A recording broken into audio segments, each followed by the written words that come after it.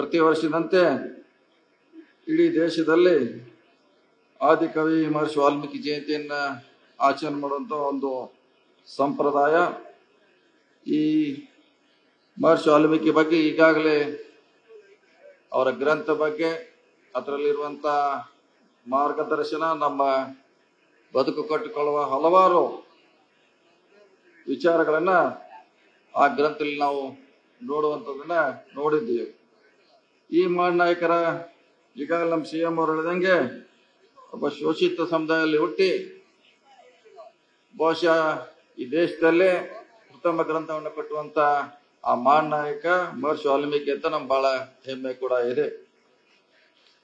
ಈ ಒಂದು ಗ್ರಂಥದಿಂದ ಹಲವಾರು ಸಾಂಸ್ಕೃತಿಕವಾಗಿ ನಮ್ಮ ಜೀವನದ ಬದುಕು, ಶೈಕ್ಷಣಿಕವಾಗಿ ಯಾವ ರೀತಿ ಇರಬೇಕನ್ನೋ ಬದುಕನ್ನ ಈ ಸುಮಾರು ವರ್ಷಗಳ ಹಿಂದೆ ಈ ಗ್ರಂಥದಲ್ಲಿ ಹೇಳುವಂತ ಪ್ರಯತ್ನ ಆಗಿದೆ ಅಂತ ಹೇಳೋದು ವಿಶೇಷವಾಗಿ ನಮ್ಗೆಲ್ಲರ ಹೆಮ್ಮೆಯ ವಿಷಯ.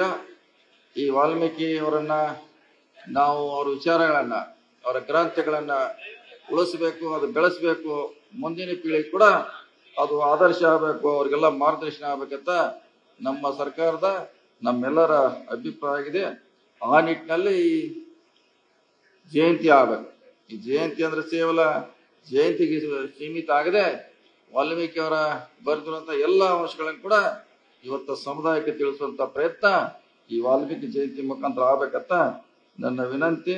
ನಮ್ಮ ಸರ್ಕಾರ ಬಂದ ಮೇಲೆ ವಿಶೇಷವಾಗಿ ಪರಿಶಿಷ್ಟ ಜಾತಿ ಮತ್ತು ಪರಿಶಿಷ್ಟ ಜನಾಂಗಕ್ಕೆ ಹಿಂದೆ ಸನ್ಮಾನ್ಯ ಸಿದ್ದರಾಮಯ್ಯ ಅವರ 5 ವರ್ಷಗಳ ಕಾಲಾವಧಿಯಲ್ಲಿ ಅವರ ಜಾತಿಗೆ ಅನುಗುಣವಾಗಿ ಸುಮಾರು 20,000 ಕೋಟಿಯಿಂದ ಪ್ರಾರಂಭ ಅಂತ ಹಣ ಇವತ್ತು 40,000 ಕೋಟಿಗೆ ತಲುಪುವಂತ ವ್ಯವಸ್ಥೆಯನ್ನು ನಮ್ಮ ಸರ್ಕಾರ ಮಾಡಿದ್ದು ಹೆಮ್ಮೆಯ ವಿಷಯ ಅಂತ ಹೇಳಲಿಕ್ಕೆ ನನಗೆ ಬಹಳ ಹೆಮ್ಮೆ ಅನಿಸ್ತಾ ಇದೆ.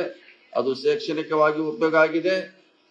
ಸಮುದಾಯ ಭವನಗಳಿರ್ಬೋದು, ಅವರ ಜಮೀನು ಕೊಳ್ಳುವಂತ ಕಾರ್ಯಕ್ರಮ ಇರಬಹುದು, ವಿದೇಶಗಳಲ್ಲಿ ಓದುವಂತ ಕಾರ್ಯಕ್ರಮ ಇರಬಹುದು, ಹಲವಾರು ಅವರ ಸರ್ವಾಂಗೀಣ ಪ್ರಗತಿಗೆ ಈ ಹಣವನ್ನ ವ್ಯಯ ಮಾಡ್ತಾ ಇರೋದು ನಮ್ಮ ಸರ್ಕಾರದ ಸಾಧನೆ ಅಂತ ಹೇಳಿಕ್ಕೆ ನನಗೆ ಬಹಳ ವಿಶೇಷವಾಗಿ ಹೆಮ್ಮೆ ಅನಿಸ್ತಾ ಇದೆ.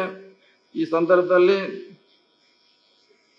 ಈ ಪರಿಶಿಷ್ಟ ಪಂಗಡ ಕಲಾ ಇಲಾಖೆಯಿಂದ ಇದು ವಿಶೇಷ ಕಾರ್ಯಕ್ರಮವನ್ನು ಹಮ್ಮಿಕೊಳ್ಳುವ ಮೂಲಕ, ಅದು ಬೋರ್ವೆಲ್ ಇರಬಹುದು, ನಮ್ಮ ದದ್ದಲ್ ಅವರ ಅಧ್ಯಕ್ಷತೆಯಲ್ಲಿರುವಂತಹ ನಿಗಮದಿಂದ ಹಲವಾರು ವೈಯಕ್ತಿಕವಾಗಿ ಅವ್ರನ್ನ ಆರ್ಥಿಕವಾಗಿ ಮುಂದುವರಿಸಬೇಕು, ಅವ್ರನ್ನ ತಮ್ಮ ಜೀವನ ಕಟ್ಟಿಕೊಳ್ಳಿಕ್ಕೆ ಹಲವಾರು ಜನಪರ ಕಾರ್ಯಕ್ರಮವನ್ನ ಸಮುದಾಯದ ಪರವಾಗಿ ಇವತ್ತ ಜಾರಿ ಮಾಡುವಂತ ಪ್ರಯತ್ನ ಅವರು ನಮ್ಮ ವಾಲ್ಮೀಕಿ ನಿಗಮದಿಂದ ಸನ್ಮಾನ್ಯ ಶಾಸಕ ದದ್ದಲ್ ಮುಖಾಂತರ ಈಗಾಗಲೇ ನಡೀತಾ ಅಂತ ಹೇಳಲಿಕ್ಕೆ ನನಗೆ ಬಹಳ ಸಂತೋಷ ಆಗ್ತಾ ಇದೆ.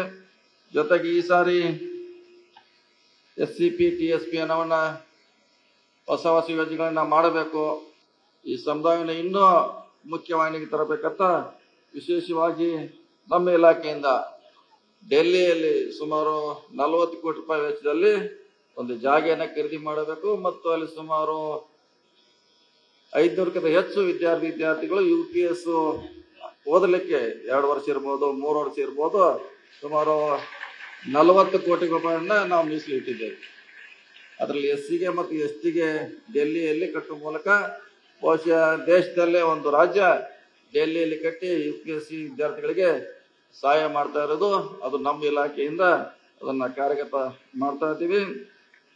ಅದೇ ರೀತಿ ನಮ್ಮ ಇಲಾಖೆಯಿಂದ ಹೊಸ ಯೋಜನೆ ಸುಮಾರು 10 ಜಿಲ್ಲೆಗಳಲ್ಲಿ ಭೂಮಿಯನ್ನ ಖರೀದಿ ಮಾಡುವ ಮೂಲಕ ಅಥವಾ ಅದನ್ನ ಅಕ್ವಿಷನ್ ಮಾಡುವ ಮೂಲಕ SC STಗಳನ್ನ ಕಾಲನಿಗಳನ್ನ ಹೊಸದಾಗಿ ನಿರ್ಮಿಸಿ ಅವ್ರಿಗೆ ಕೊಡುವಂತ ಹೊಸ ಯೋಜನೆಯನ್ನು ಕೂಡ ಈ ವರ್ಷದಿಂದ ಅದು ನಮ್ಮ ಲೋಕೋಪಯೋಗಿ ಇಲಾಖೆಯಿಂದ ಪೈಲಟ್ ಪ್ರಾಜೆಕ್ಟ್ ಆಗಿ 10 ಜಿಲ್ಲೆಗಳಲ್ಲಿ ಅದನ್ನು ಮಾಡಿ ನೋಡ್ತಾ ಇದ್ವಿ.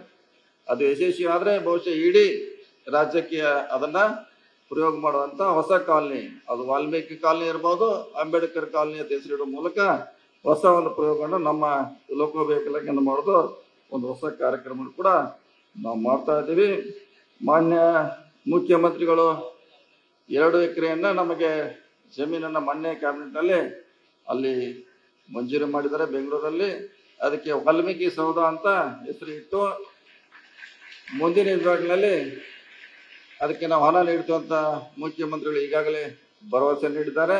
ಅದ್ರ ಜೊತೆಗೆ ನಮಗೆ ಟ್ರೈಬಲ್ ಯೂನಿವರ್ಸಿಟಿ ಕೂಡ ಕಳೆದ ಸಾರಿ ನಾವು ರಿಕ್ವೆಸ್ಟ್ ಮಾಡಿದ್ವಿ, ಇಲ್ಲ ಮುಂದಿನ ಸಾರಿ ಕೊಡ್ತೀವಿ ಅಂತ ಕೂಡ ಅದನ್ನು ಹೇಳಿದರೆ ಬಹುಶಃ ಮುಂದಿನ ಬಜೆಟ್ನಲ್ಲಿ ಟ್ರೈಬಲ್ ಯೂನಿವರ್ಸಿಟಿ ಜೊತೆಗೆ ವಾಲ್ಮೀಕಿ ಸೌಧ ಕೂಡ ಅದು ಬರುವಂತ ಪ್ರಯತ್ನವನ್ನ ಸನ್ಮಾನ್ಯ ಮುಖ್ಯಮಂತ್ರಿಗಳು ಮಾಡ್ತಾ ಇದ್ದಾರೆ.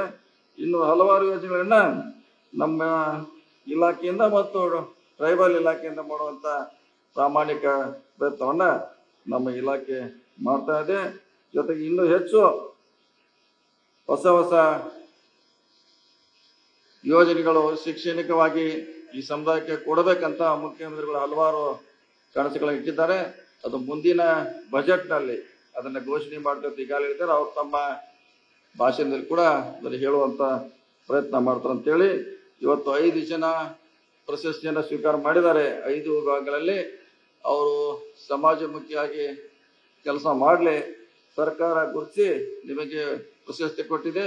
ನೀವು ಯಾವ ಭಾಗದ ಮುಖಂಡರಾಗಿ ಬೆಳಲಿಕ್ಕೆ, ಸಮಾಜವನ್ನ ಸಂಘಟನೆ ಮಾಡಲಿಕ್ಕೆ, ಸಮಾಜದ ಸಮಸ್ಯೆಗಳನ್ನ ಪರಿಹಾರ ಮಾಡಲಿಕ್ಕೆ, ಸಮಾಜ ಸುಧಾರಣೆ ಮಾಡಲಿಕ್ಕೆ ನಿಮಗೆ ಸರ್ಕಾರ ಈ ಇಲಾಖೆ ಒಂದು ಒಳ್ಳೆಯ ಅವಕಾಶಗಳನ್ನ ಕೊಟ್ಟಿದೆ.